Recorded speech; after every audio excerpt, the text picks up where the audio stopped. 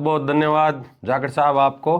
आज आप हमारे संस्थान में पधारे और गरीब दीन दुखियों के झुग्गी झोंपड़ियों में रहने वाले बच्चों के लिए जो आप एक मिशन लेके चले हैं वो वास्तव में काबिले तारीफ है। पूरा विवेकानंद विद्या आश्रम संस्था परिवार हृदय की गहराइयों से आपकी भूरी भूरी प्रशंसा करता है और परमपिता परमेश्वर से इस बात की प्रार्थना करता है कि आप अपने मिशन को दिन दुना रात चौगुना बढ़ाते रहें और हम जैसे आम पब्लिक के सब लोगों की सहायता आपके मिशन में निरंतर लेते रहें। हम आपके उत्तम स्वास्थ्य की और संस्थान के उज्जवल भविष्य की और आपके मिशन की काबिलियत की प्रार्थना भगवान से करते हैं। बहुत बहुत शुक्रिया साहब, बहुत ही शानदार है। बैठो। काफी मतलब जो बड़ो परिसर है विवेकानंद का अपना यो विवेकानंद का 2000 की स्थापना है इसकी। अच्छा। और अब प्राइमरी से लेकर के senior secondary Hindi medium CBSE school UG और पीजी एकेडमिक में एमए एमएससी सब सब्जेक्टों में MSc physics chemistry botany zoology, इसमें आर्ट्स के अंदर ज्योग्राफी हिंदी पॉलिटिकल, इनमें फिर इंटीग्रेटेड बीएड के भी बच्चे गवर्नमेंट 100 बच्चे हर साल अलॉट करती है। बीएड का भी 2008 से संचालन हो रहा है। यहाँ फार्मेसी कॉलेज भी है, नया डीएमएलटी कोर्स शुरू हुआ है। अच्छा, यानी खूब बड़ा कई आईटीआई के अंदर भी अच्छा, बहुत अच्छा आईटीआई में भी बच्चे ट्रेनिंग लेकर के सरकार के अच्छे अच्छे जॉब में जा रहे हैं। एग्रीकल्चर की हुई थी 2006 की अपनी स्थापना एग्रीकल्चर में। तो 2006 से लेकर के अब तक 19-20 बैच एग्रीकल्चर के निकले हैं। ये सारे बच्चे गांव में वेटेनरी डॉक्टर की पूर्तियां कर रहे हैं, सरकार के विभिन्न पदों पर जाकर के अपनी अच्छी सेवाएं दे रहे हैं। आईटीआई से बच्चे निकल करके आस पड़ोस के सारे गांवों में पावर हाउस को लेकर के, टेक्नीशियन को लेकर के, आम पब्लिक की जरूरतों की ये बच्चे पूर्तियां कर रहे हैं। यानी जो बच्चे जिस फील्ड में जाना चाहता है उनके लिए यहाँ आसपास के बच्चों के लिए तो बहुत ही शानदार व्यवस्था होगी। बिल्कुल जाकिर साहब, समाज की जरूरतों को ध्यान में रखते हुए हमारा जो है संस्थान है। ऐसे ही फार्मासिस्ट गांव के अंदर मेडिकल स्टोर क्लिनिक खोल करके जो लोग बैठते हैं तो हम ये चाहते हैं वो लाइसेंसधारी लोग आए और योग्य युवा अपने समाज के आगे आए इसमें। तो ये युवा भी हर साल 60 बच्चे फार्मेसी करके यहाँ से अपने इंस्टीट्यूशन से निकल रहे हैं और गांव में जाकर के अलग अलग जगहों पर सरकारी नौकरियों के अलावा अपना खुद का सेटअप जचा रहे हैं। फार्मेसी वाला भी बहुत ही शानदार अच्छा है। डीएमएलटी का हुआ है, टेक्नीशियन का कोर्स, अब उसमें भी 50 बच्चे ट्रेनिंग के लेने के लिए आते हैं। के लिए अच्छी है कि यहाँ इनको सारी वो जो जैसा करना चाह रहे हैं वो सारी सुविधाएं उपलब्ध करा दी। सुविधाएं फिर क्या है, गवर्नमेंट तो सरकारी जॉब मुश्किल से 2 से लेके 3% लोगों को मिलता है, दे पाती है। अब पीछे 97-98% लोग बच गए, वो भी तो स्वाभिमान की जिंदगी जीना चाहते हैं। बिल्कुल। तो वो कमा के खाने सीखें, गवर्नमेंट की तरफ मुंह नहीं ताके, अपना हुनर लेके बैठें और अपने परिवार की आजीविका चला सकें। ऐसे तरह तरह के सोपानों की शिक्षा देने का अपना काम चल रहा है। बहुत ही शानदार है सर। यहीं से हमारे सारा टेकल कर लेते हो। टेकल तो ऊपर वाला कर रहा है, टेकल वकल की तो सारा सब इंस्टीट्यूटों को यहाँ से जोड़ रखा है। हाँ, सब इंस्टीट्यूट। आप देखिए सर, बहुत ही सुंदर। नहीं, आप वाला ये देखो, हमारा तो एक अलग प्रकार का हो गया।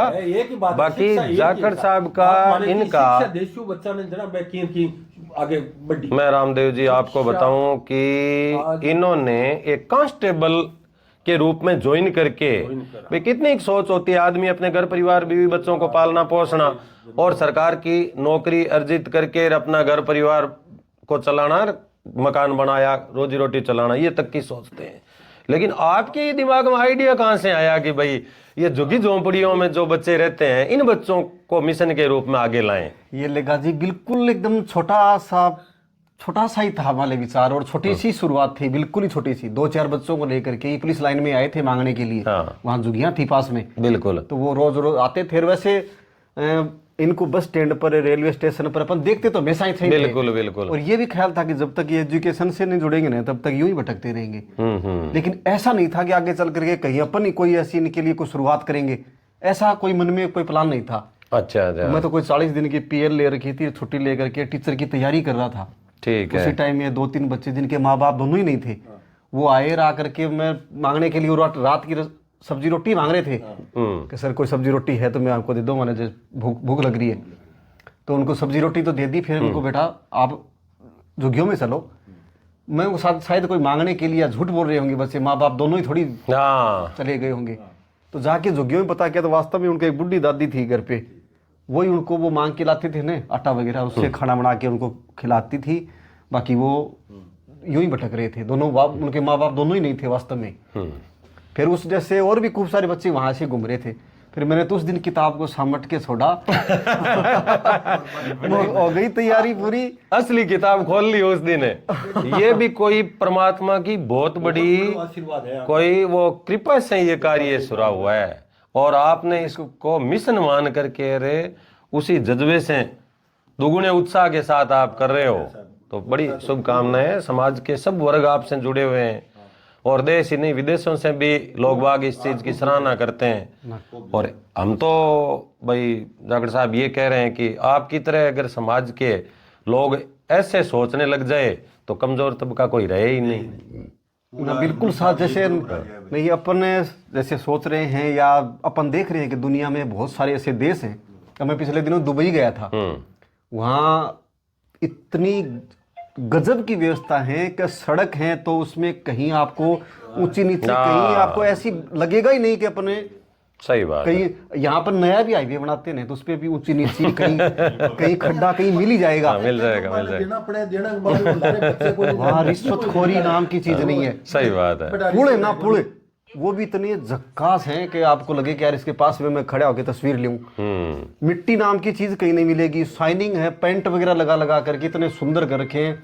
कहीं गंदी नाली नहीं है, सारी अंडरग्राउंड व्यवस्था है, कहीं सड़क पर आवारा पशु नहीं है, यानी इतनी बहुत हर चीज बढ़िया जोरदार बने। कॉर्पोरेट का तो उद्देश्य रहता है कि भी अपना ऑफिस जो है वो वहां बनाए, इंडिया में बनाए तो नोएडा, गुड़गांव, आईटी के हैं तो बेंगलुरु, ऐसे ही सऊदी अरब का भी लोगों का वो एक सपना रहता है। वो वैसा उन्होंने कल्चर बनाया है तब हुआ है। तो कल्चर उन्होंने व्यवस्था बनाई है, एजुकेशन भी उन्होंने डेवलप की है, तो आज वो अलग है।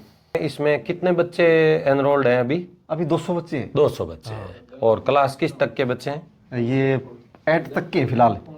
8 तक के। हाँ, फिर और कितनी उम्र के बच्चों को शुरू में दाखिला लेते हैं? तो जैसे अपन तो जो बच्चे, कोई लड़कियां ऐसी झोपड़ियों में हैं, वो बच्चे को गोद लेकर के भी आती है ना, तो उनको भी कहते हैं कि आप भी आया करो। हाँ नहीं पक्का, अब गोद तो लेकर के आए ना तो उनको आप, उसकी वजह से वो घर पे रहती है कि मेरे को बच्चे को खिलाना पड़ता है, तो वो तो इस बच्चे को भी साथ ही ले आए करे। बढ़िया बढ़िया। तो उनके लिए अपने अलग क्लासरूम कर देंगे, खेल ख्याल की, छोटे बच्चे टाइम पास हो जाए उनका भी, बच्चा भी मनोरंजन करता रहे और डिस्टर्ब नहीं करे, 2 अक्षर भी सीख ले। 2 अक्षर भी सीख ले। बढ़िया। फिर 200 से अधिक बच्चे हैं और 8वीं तक बच्चे आ गए तो? हाँ, 8 क्लास तक के फिलहाल हैं, फिर अपन अगली साल तक 10 क्लास तक के कर लेंगे। अच्छा अच्छा। बच्चे और बच्चियां दोनों का को एजुकेशन का। बढ़िया सजाकर साहब, चलो शुभकामनाएं आपको अच्छे संस्थान की उज्जवल भविष्य की। विदा।